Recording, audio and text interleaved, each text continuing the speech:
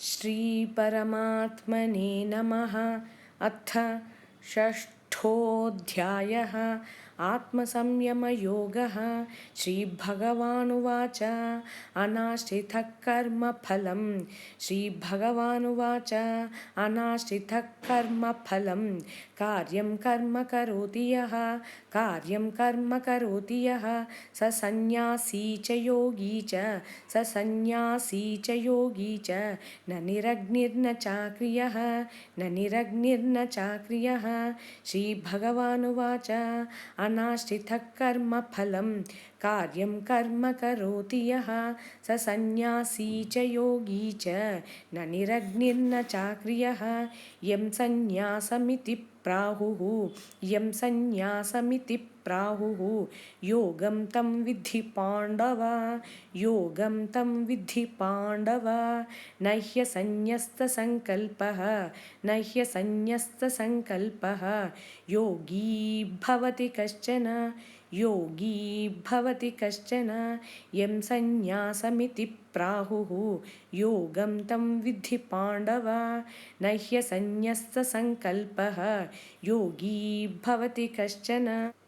आरुरुक्ष्मोर्मुनेर्योगं कर्मकारण्यमुच्यते कर्मकारण्यमुच्यते। योगारूढस्य तस्यैव शमः कारणमुच्यते शमः कारणमुच्यते। आरुरुक्ष्मोर्मुनेर्योगं कर्मकारण्यमुच्यते। योगारूढस्य तस्यैव शमः कारणमुच्यते। यदा हीनेन्द्रियार्थेषु न कर्मस्वनुषज्यते सर्वसङ्कल्पसन्न्यासी योगारूढस्तदोच्यते। यदा हीनेन्द्रियार्थेषु न कर्मस्वनुषज्यते सर्वसङ्कल्पसन्न्यासी योगारूढस्तदोच्यते। उद्धरेदात्मनात्मानं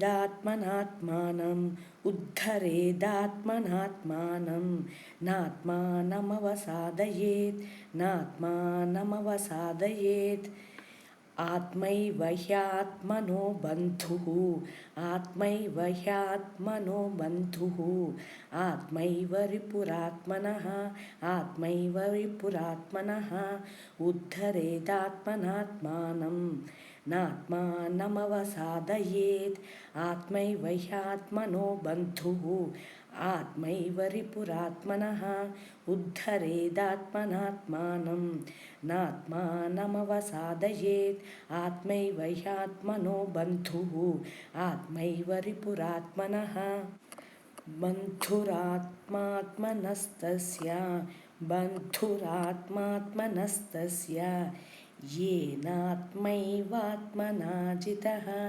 येनात्मैवात्मना जितः।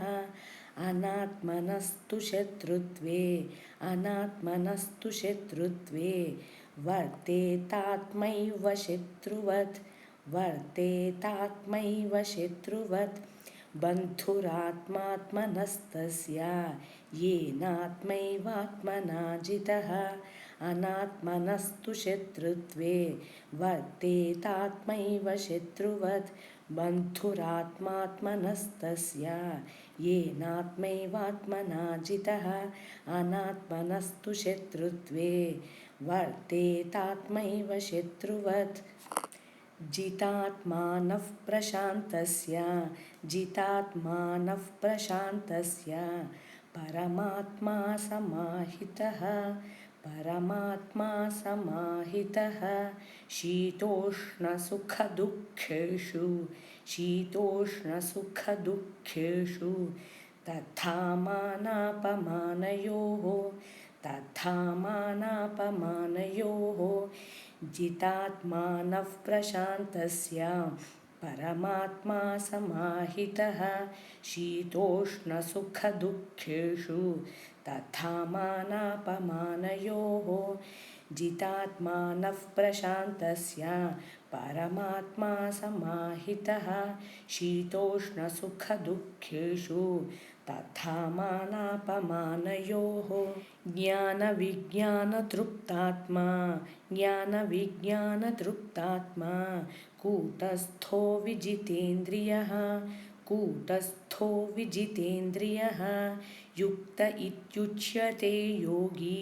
युक्त इत्युच्यते योगी समलोष्टाश्मकाञ्चनः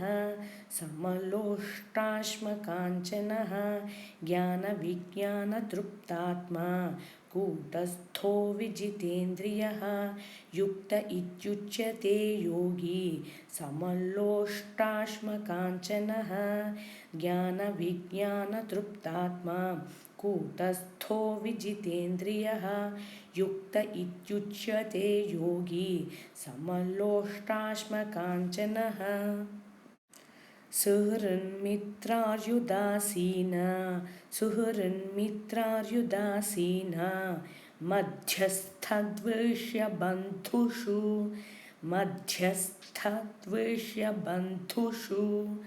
साधुष्वपि च पापेषु समबुद्धिर्विशिष्यते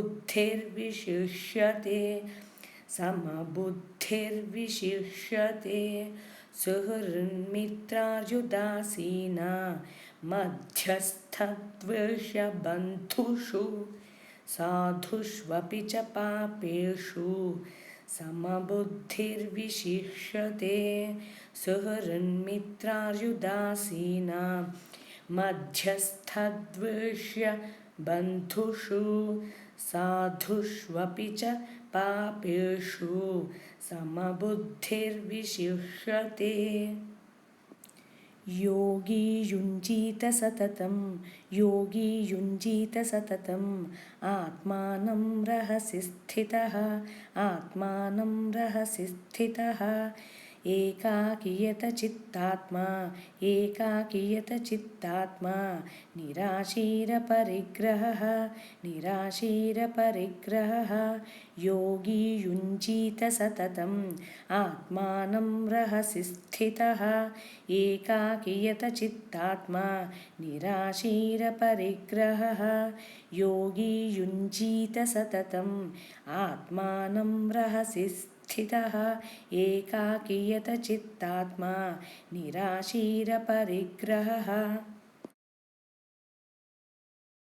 शुचौ देशे प्रतिष्ठाप्य स्थिरमासनमात्मनः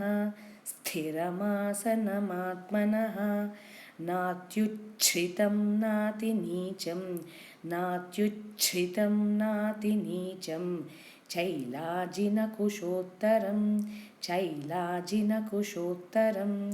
शुचौ देशे प्रतिष्ठाप्य स्थिरमासनमात्मनः नात्युच्छ्रितं नातिनीचं चैलाजिनकुशोत्तरं शुचौ देशे प्रतिष्ठाप्य स्थिरमासनमात्मनः नात्युच्छ्रितं नातिनीचं चैलाजिनकुशोत्तरम् तत्रैकाग्रं मनः कृत्वा यतचित्तेन्द्रियक्रियः उपविश्यासने युञ्ज्यात् योगमात्मविशुद्धये तत्रैकाग्रं मनः कृत्वा यतचित्तेन्द्रियक्रियः उपविश्यासने युञ्ज्यात् योगमात्मविशुद्धये तत्रैकाग्रं मनः कृत्वा यतचित्तेन्द्रियक्रियः उपविश्यासने युञ्ज्यात् योगमात्मविशुद्धये समं कायशिरोग्रीवं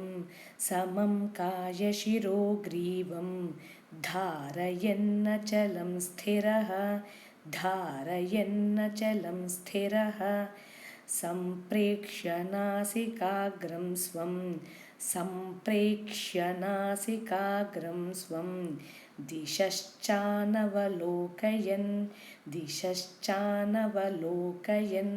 समं कायशिरो ग्रीवं धारयन्नचलं स्थिरः सम्प्रेक्ष्य नासिकाग्रं स्वं दिशश्चानवलोकयन् समं कायशिरो ग्रीवं धारयन्नचलं स्थिरः सम्प्रेक्ष्य नासिकाग्रं स्वं दिशश्चानवलोकयन् प्रशान्तात्मविगतभिः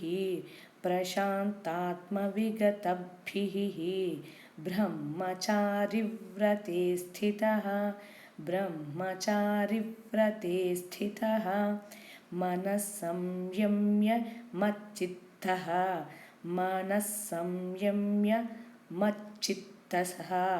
युक्त आसीत मत्परः प्रशान्तात्मविगतभिः ब्रह्मचारिव्रते स्थितः मनः संयम्य मच्चित्तः युक्त आसीत मत्परः प्रशान्तात्मविगतभिः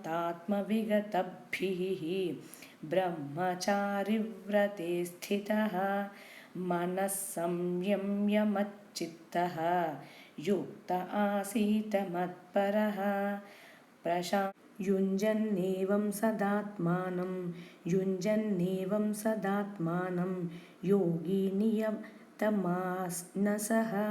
योगी नियतमानसः शान्तिं निर्वाणपरमां मत्संस्थामधिगच्छति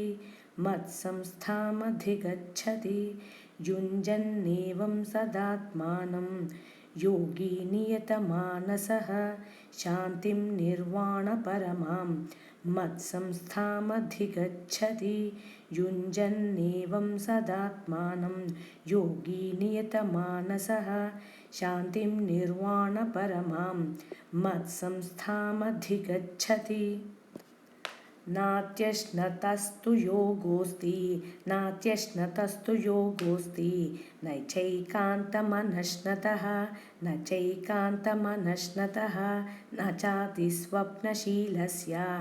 चाति स्वप्नशीलस्य जाग्रतो नैव चार्जुन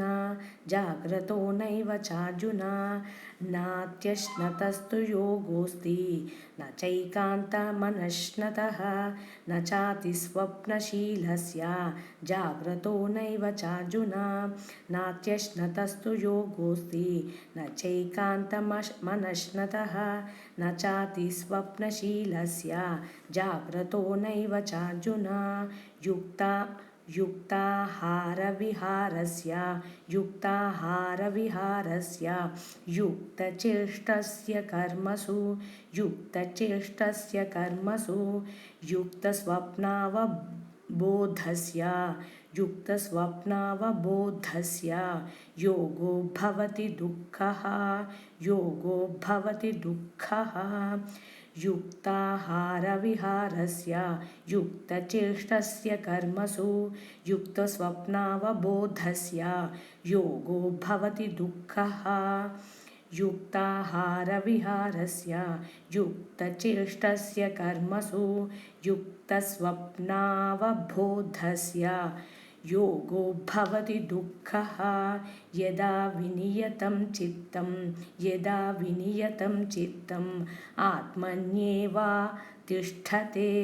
आत्मन्येवावतिष्ठते निःस्पृहः सर्वकामेभ्यः युक्त इत्युच्यते तदा यदा विनियतं चित्तम् आत्मन्येवावतिष्ठते निःस्पृहः सर्वकामेभ्यः युक्त इत्युच्यते तदा यदा विनियतं चित्तम् आत्मन्येवावतिष्ठते निःस्पृहः सर्वकामेभ्यः युक्त इत्युच्यते तदा यथा दीपो निवातस्थः नेङ्गते सोपमा स्मृता योगिनो यतचित्तस्य युञ्जतो योगमात्मनः यथा दीपो निवातस्थः नेङ्गतो सोपमा स्मृता योगिनो यतचित्तस्य युञ्जतो योगमात्मनः यथा दीपो निवातस्थः नेङ्गते सोपमा स्मृता योगिनो यतचित्तस्य युञ्जतो योगमात्मनः यथा दीपो निवातस्थः नेङ्गते सोपमा स्मृता योगिनो यतचित्तस्य युञ्जतो योगमात्मनः यत्रो परमते चित्तं निरुद्धं योगसेवया यत्र चैवात्मनात्मानं पश्यन्नात्मनि तुष्यति यत्रो परमते चित्तं निरुद्धं योगसेवया यत्र चैवात्मनात्मानं पश्यन्नात्मनि तुष्यति यत्रो परमते चित्तं निरुद्धं योगसेवया यत्र चैवात्मनात्मानं पश्यन्नात्मनि तुष्यति सुखमात्यन्तिकं यत्तत् बुद्धिग्राह्यमतीन्द्रियं वेत्ति यत्र न चैवायं स्थितश्चलति तत्त्वतः सुखमत्यात्तिकं यत्तत् बुद्धिग्राह्यमतीन्द्रियं वेत्ति यत्र न चैवायं स्थितश्चलति तत्त्वतः सुखमात्यांतिकं यत्तत् बुद्धिग्राह्यमतीन्द्रियं वेत्ति यत्र न चैवायं स्थितश्चलति तत्त्वतः यं लब्ध्वा चापरं लाभं मन्यते नाधिकं ततः यस्मिन् स्थितो न दुःखेन गुरुणापि विचाल्यते यं लब्ध्वा चापरं लाभं मन्यते नाधिकं ततः यस्मिन् स्थितो न दुःखेन गुरुणापि विचाल्यते यं लब्ध्वा चापरं लाभं मन्यते नाधिकं ततः यस्मिन् स्थितो न दुःखेन गुरुणापि विचाल्यते तं विद्या दुःखसंयोगा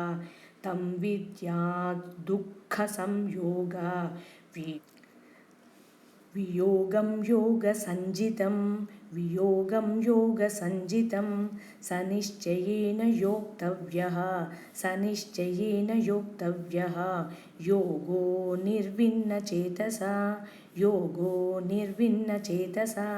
तं विद्या दुःखसंयोगा वियोगं योगसञ्जितं सन्निश्चयेन योक्तव्यः योगो निर्विण्णचेतसा तं विद्या दुःखसंयोगा वियोगं योगसञ्जितं सन्निश्चयेन योक्तव्यः योगो निर्विण्णचेतसा सङ्कल्पप्रभवान् कामान्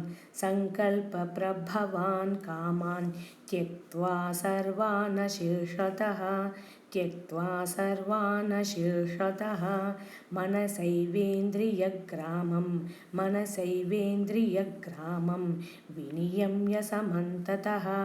विनियम्य समन्ततः सङ्कल्पप्रभवान् कामान् त्यक्त्वा सर्वान् शेषतः मनसैवेन्द्रियग्रामं विनियम्य समन्ततः सङ्कल्पप्रभवान् कामान् त्यक्त्वा सर्वान् शेषतः मनसैवेन्द्रियग्रामं विनियम्य समन्ततः शनैश्शनैरुपरमेत् बुद्ध्या धृतिगृहीतया आत्मसंस्थं मनः कृत्वा न किञ्चिदपि चिन्तयेत्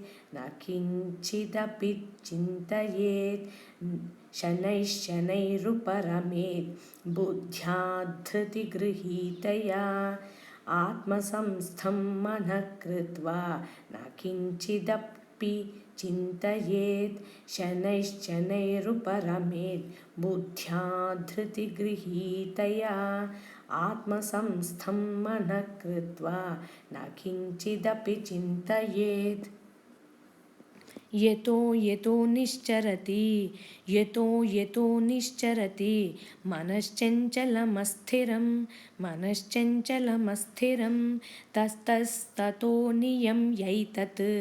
ततस्ततो नियम्यैतत् आत्मन्येव वशं नयेत् यतो निश्चरति मनश्चञ्चलमस्थिरं ततस्ततो नियतं यैतत् आत्मन्येव वशं नयेत् यतो निश्चरति मनश्चञ्चलमस्थिरं ततस्ततो नियम्यैतत् आत्मन्येव वशं नयेत् प्रशान्तमनसं हीनं योगिनं सुखमुत्तमम्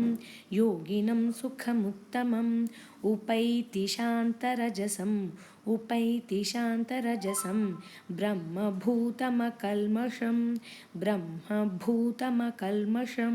प्रशान्तमनसं हीनं योगिनं सुखमुत्तमम् उपैति शान्तरजसं ब्रह्मभूतमकल्मषं प्रशान्तमनसं हीनं योगिनं सुखमुत्तमम् उपैति शान्तरजसं ब्रह्मभूतमकल्मषम् युञ्जन्नेवं सदात्मानं योगी विगतकल्मषः सुखेन ब्रह्मसंस्पर्शम्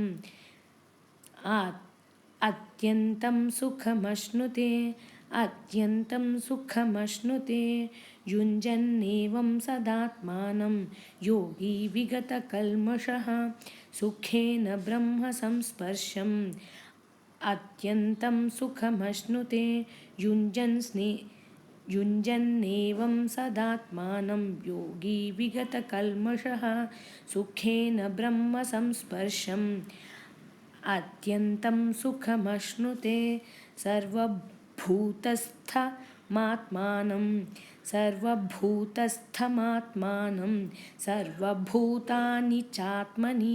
सर्वभूतानि चात्मनि ईक्षते योगयुक्तात्मा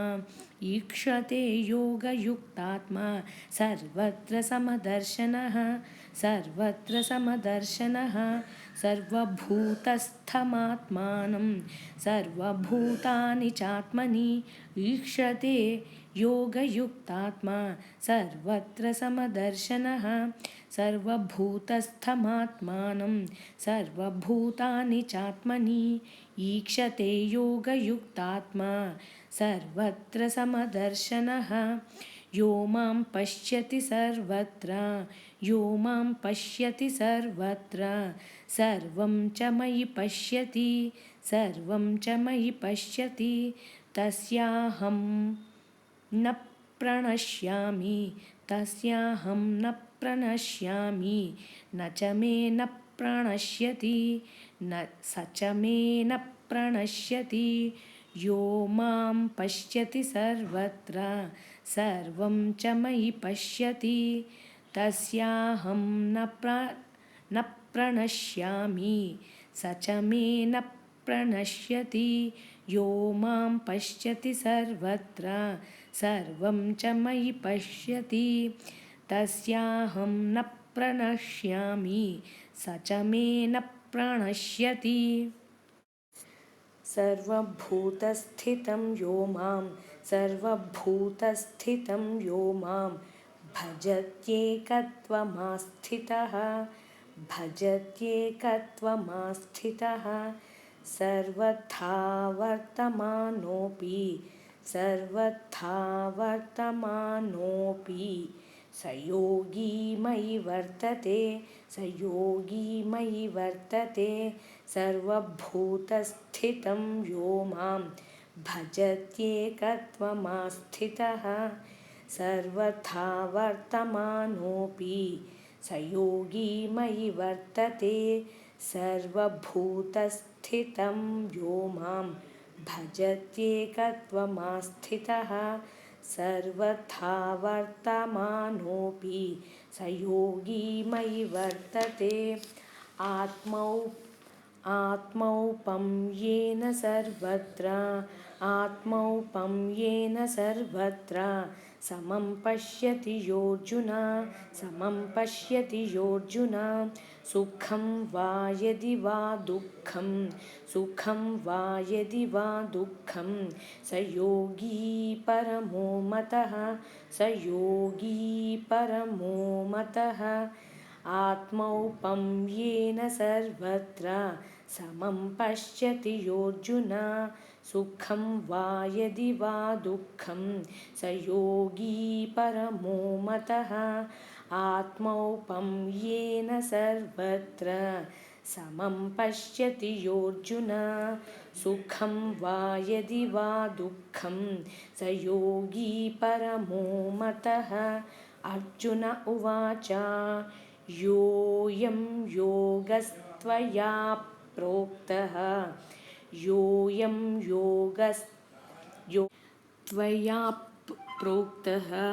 साम्येन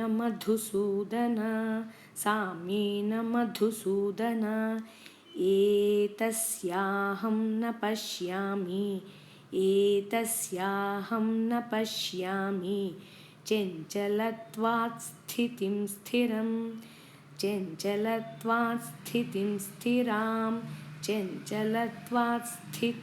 स्थिराम् अर्जुन उवाच योऽयं योगस्त्वया प्रोक्तः साम्येन मधुसूदन एतस्याहं न पश्यामि चञ्चलत्वात् स्थितिं स्थिराम् अर्जुन उवाच योऽयं योगस्त्वया प्रोक्तः साम्येन मधुसूदन एतस्याहं न पश्यामि चञ्चलत्वात् स्थितिं स्थिराम् चञ्चलं हि मनः कृष्ण प्रमाथि बलवदृढं तस्याहं निग्रहं मन्ये वायोरिव सुदुष्करं चञ्चलं हि मनः कृष्ण प्रमाथि बलवदृढं तस्याहं निग्रहं मन्ये वायोरिव सुदुष्करं चञ्चलं हि मनः कृष्ण प्रमाथि बलवदृढं तस्याहं निग्रहं मन्ये वायोरिव सुदुष्करं श्रीभगवानुवाच असंशयं महाबाहो मनो दुर्निग्रहं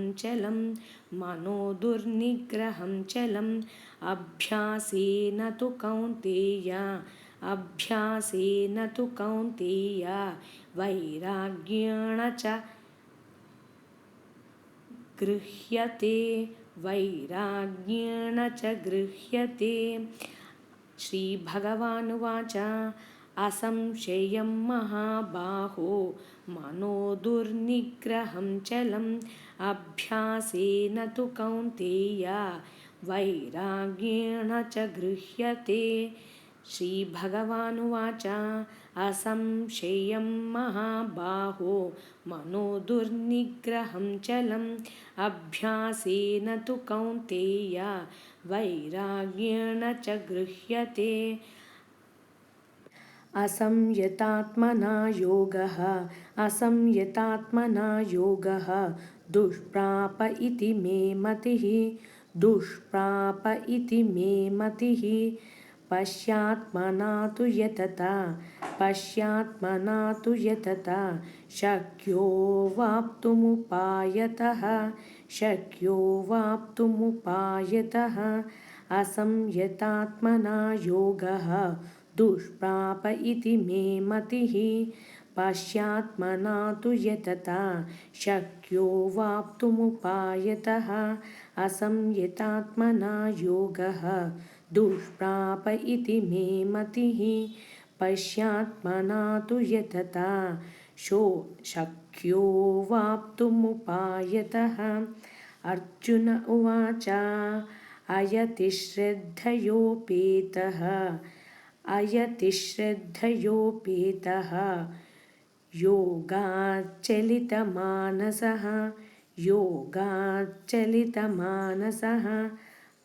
अप्राप्य योगसंसिद्धिं कां गतिं कृष्ण गच्छति। अर्जुन उवाच अयति श्रद्धयोपेतः योगच्चलितमानसः अप्राप्य योगसंसिद्धिं कां गतिं कृष्ण गच्छति। अर्जुन उवाच अयति श्रद्धयोपेतः योगाच्चलितमानसः अप्राप्य योगसंसिद्धिं कां गतिं कृष्ण गच्छति। कच्चिन्नो भयविभ्रष्टः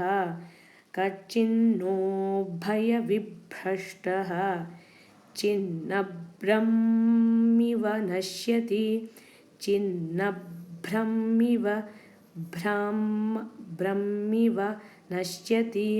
अप्रतिष्ठो महाबाहो विमूढो ब्रह्मणः पथि कच्चिन्नो भयविभ्रष्टः छिन्नभ्रमिव नश्यति अप्रतिष्ठो महाबाहो विमूढो ब्रह्मणः पथि कच्चिन्नो भयविभ्रष्टः छिन्नभ्रमिव नश्यति अप्रतिष्ठो महाबाहो विमूढो ब्रह्मणः पथि। एतन्मे संशयं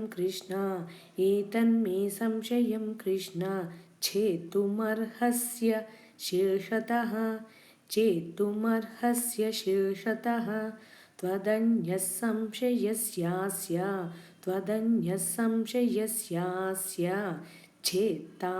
चेत्था न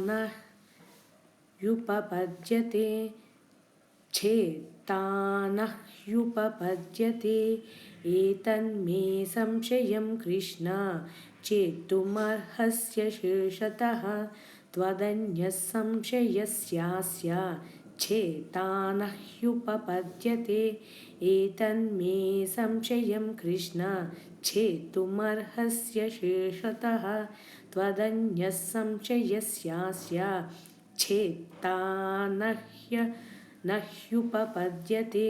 श्रीभगवानुवाच पार्थ नैवेह नामुत्र विनाशस्तस्य विद्यते विनाशस्तस्य विद्यते न हि कल्याणकृत् कश्चित् न हि कल्याणकृत् कश्चित् दुर्गतिं तात गच्छति दुर्गतिं तात गच्छति। श्रीभगवानुवाच पार्थ नैवेह नामुत्र विनाशस्तस्य विद्यते न हि कल्याणकृत् कश्चित् दुर्गतिं तात गच्छति। श्रीभगवानुवाच पार्थ नैवेह नामुत्र विनाशस्तस्य विद्यते न हि कल्याणकृत् कश्चित् दुर्गतिं तात गच्छति। प्राप्य पुण्यकृतां लोकान्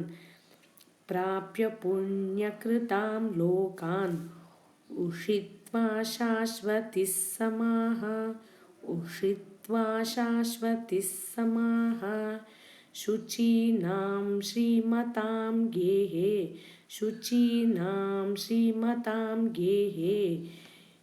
योगभ्रष्टोऽभिजायते प्राप्य पुण्यकृतां लोकान् उषित्वा शाश्वतीः समाः शुचीनां श्रीमतां गेहे योगभ्रष्टोऽभिजायते प्राप्य पुण्यकृतां लोकान् उषित्वा शाश्वतीः समाः शुचीनां श्रीमतां गेहे योगभ्रष्टोऽभिजायते।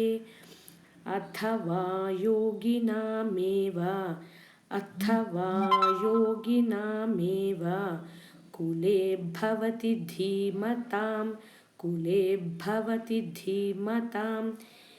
एतद्धि दुर्लभतरं लोके जन्म यदीदृशम् अथवा योगिनामेव कुले भवति धीमताम् एतद्धि दुर्लभतरं लोके जन्म यदीदृशम् अथवा योगिनामेव कुले भवति धीमताम् एतद्धि दुर्लभतरं लोके जन्म यदीदृशम् तत्र तं बुद्धिसंयोगं लभते पौर्वदेहिकं यतते च ततो भूयः संसिद्धौ कुरु नन्दन तत्र तं बुद्धिसंयोगं लभते पौर्वदेहिकं यतते च ततो भूयः संसिद्धौ कुरु नन्दन तत्र तं बुद्धिसंयोगं लभते पौर्वदेहिकं यतते च ततो भूयः संसिद्धौ कुरु नन्दन। पूर्वाभ्यासेन तेनैव ह्रियते ह्यवशोऽपि सः जिज्ञासुरपि योगस्य शब्दब्रह्माति वर्तते पूर्वाभ्यासेन तेनैव ह्रियते ह्यवशोऽपि सः जिज्ञासुरपि योगस्य शब्दब्रह्माति वर्तते पूर्वाभ्यासेन तेनैव ह्रियते ह्यवशोऽपि सः जिज्ञासुरपि योगस्य शब्दब्रह्माति वर्तते। प्रयत्नाद्यतमानस्तु योगी संशुद्धकिल्बिषः योगी संशुद्धकिल्बिषः अनेकजन्मसंसिद्धः अनेकजन्मसंसिद्धः ततो याति परां गतिं ततो याति परां गतिं प्रयत्नाद्यतमानस्तु योगी संशुद्धकिल्बिषः अनेकजन्मसंसिद्धः ततो याति परां गतिं प्रयत्नाद्यतमानस्तु योगी संशुद्धकिल्बिषः अनेकजन्मसंसिद्धः ततो याति परां गतिम्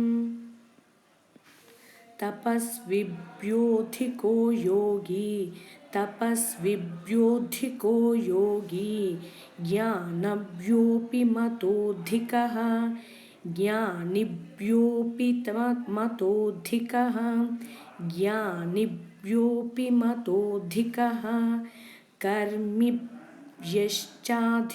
योगी कर्मिभ्यश्चाधिको योगी तस्माद्योगी भवार्जुन तस्माद्योगी भवार्जुन तपस्विभ्योऽधिको योगी ज्ञानिभ्योऽपि मतोऽधिकः कर्मिभ्यश्चाधिको योगी तस्माद्योगी भवार्जुन तपस्विभ्योऽधिको योगी ज्ञानिभ्योऽपि मतोऽधिकः कर्मिभ्यश्चाधिको योगी तस्माद्योगी भवार्जुन योगिनामपि सर्वेषां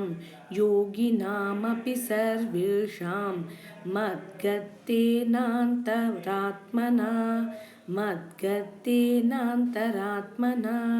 श्रद्धावान् भजते यो मां समे युक्ततमो मतः योगिनामपि सर्वेषां मद्गतेनान्तरात्मना श्रद्धावान् भजते यो मां समे युक्ततमो मतः योगिनामपि सर्वेषां मद्गतेनान्तरात्मना श्रद्धावान् भजते यो मां समे युक्ततमो मतः तत्सदिति श्रीमद्भगवद्गीतासु उपनिषत्सु ब्रह्मविद्यायां योगशास्त्रे श्रीकृष्णार्जुनसंवादे आत्मसंयमयोगो नाम षष्ठोऽध्यायः।